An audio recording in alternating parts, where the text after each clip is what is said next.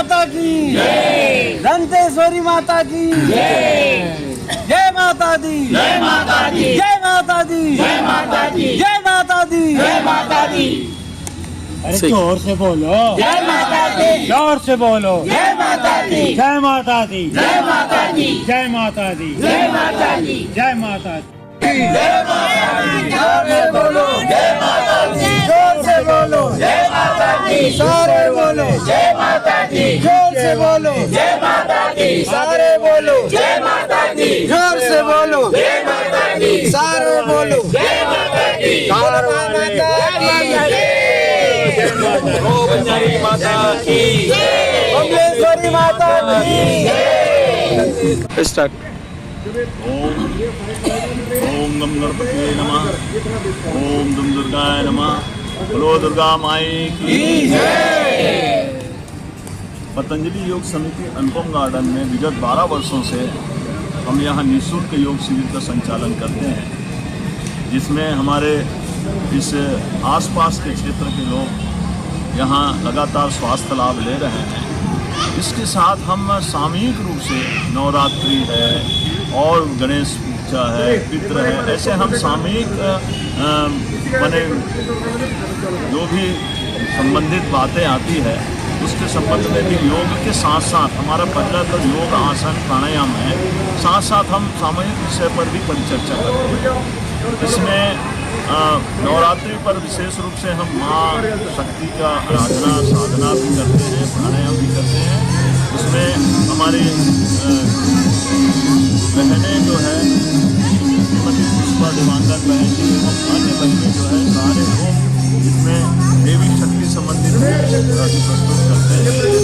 फिर सारा हम योग शक्ति से भक्ति, भक्ति से शक्ति, ये इसका हमारा पूर्ण उद्देश्य है, क्योंकि हम सब लोग आनंद उठा रहे हैं।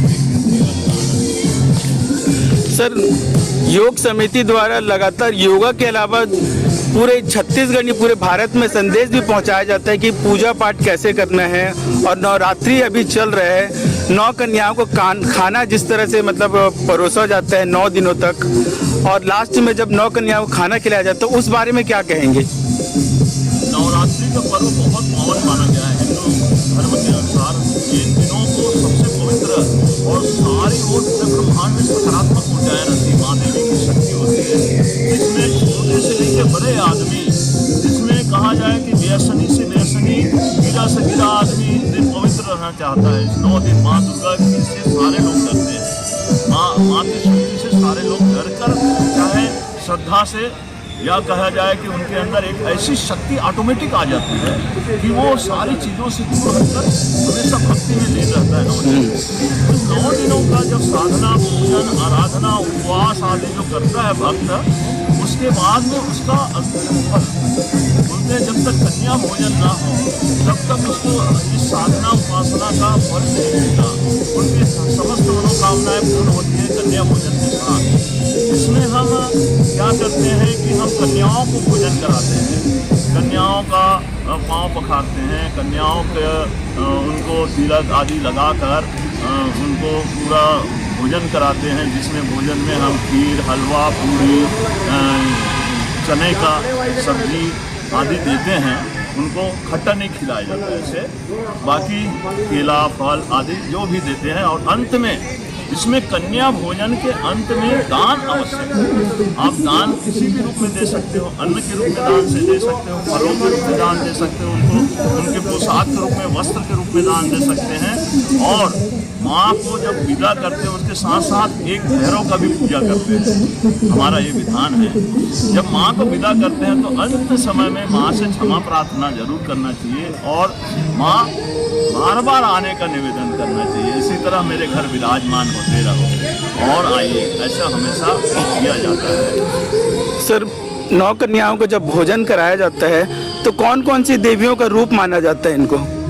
9 कन्याओं को, ऐसे 9 से 10 वर्ष की कन्याओं को, यौवन पूर्व की कन्याओं को, उनको भोजन कराना चाहिए। तो उसमें भोजन को हम 9 देवी का स्वरूप मानते हैं।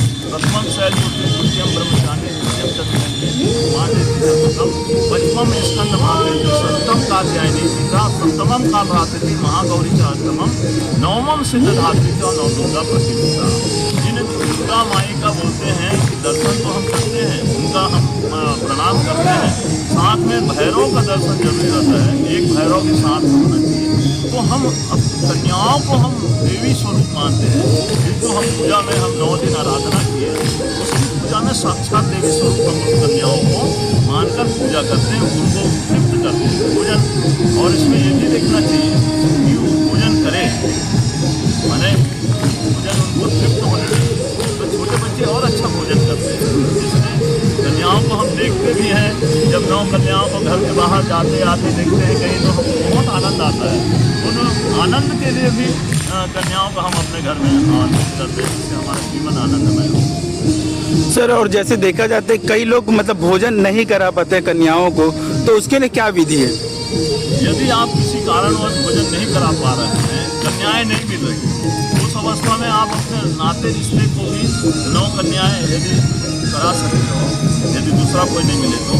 यदि वो भी नहीं मिले तो माँ देवी को ही 9 कन्या का स्वरूप समझकर आप 9 बार उसको भोग लगाकर उसके प्रसाद को आप किसी गाय को खिला सकते हो। और भी नहीं है तो आप 9 कन्याओं का भोजन निकाल दो, भोजन निकाल कर 9 कन्याओं के लिए, और उस भोजन को आप गाय को दे दीजिए, या नहीं तो फिर उसको मंदिर में कोई भी कन्याएं हैं उसको दे सकते हैं पैकेट बांधकर।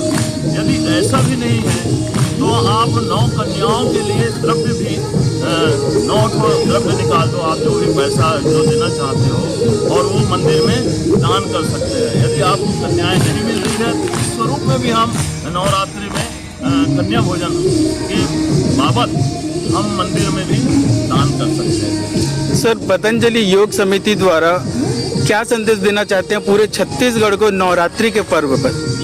मैं नवरात्रि के पर्व पर पतंजलि योग समिति छत्तीसगढ़ के सभी भाइयों को, जो ये पर्व जो होता है हमारे श्रद्धा भक्ति स्वास्थ्य का और मन का, हमारे मन और तन, हम उपवास करके हमारे तन को शुद्धिकरण करते हैं, भक्ति करके हम मन को शुद्धि करते हैं, जीवन में समृद्धि आए, हमारा छत्तीसगढ़ में हरियाली आए, हमारा छत्तीसगढ़ का हर लोग सुखमय हो, उनको हर लोगों को स्वास्थ्य का लाभ के साथ साथ माँ भगवती की कृपा मिले, माँ दुर्गा माई की कृपा मिले, और छत्तीसगढ़ एक संपन्न राज्य के साथ साथ उन्नत राज्य बने, जहाँ के सभी भाई खुशहाल हो।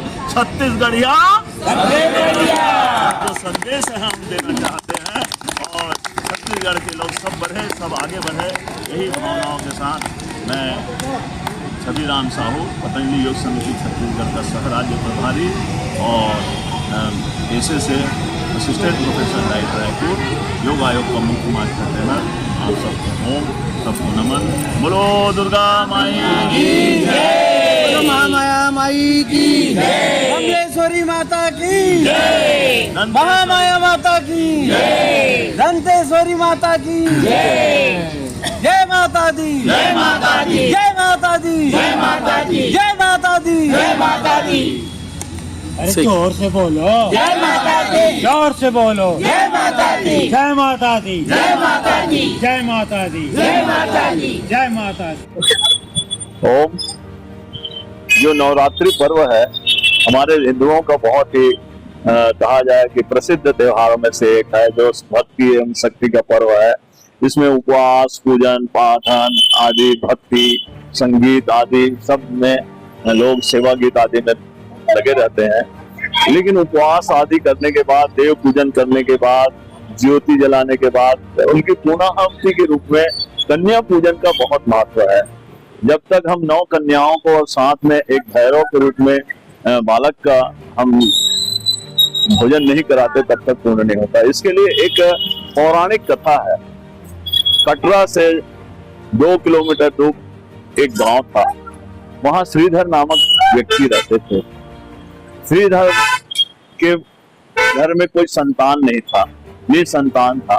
वो बहुत भक्ति भाव से पूजा किए भगवान का, और 9वें दिन उन्होंने कन्याओं को बुलाकर पूजन किया।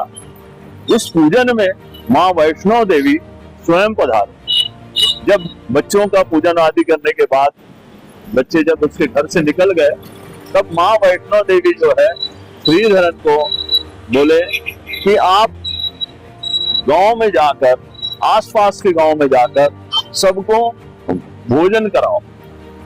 और उन्होंने एक भोज का आयोजन किया, भंडारा जिसको कहते हैं हम। भंडारा में वो बहुत सी कन्याएं आई और उन कन्याओं को भोजन आदि करने के बाद और लोग भी उसमें भोजन किए, भंडारा में प्रसाद ग्रहण किए। कन्याओं का पूजन पाठन करके उन्होंने विदा किया।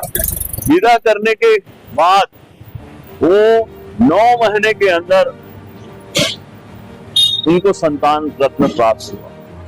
माँ भगवती की कृपा हुई, माँ वैष्णो देवी की कृपा हुई।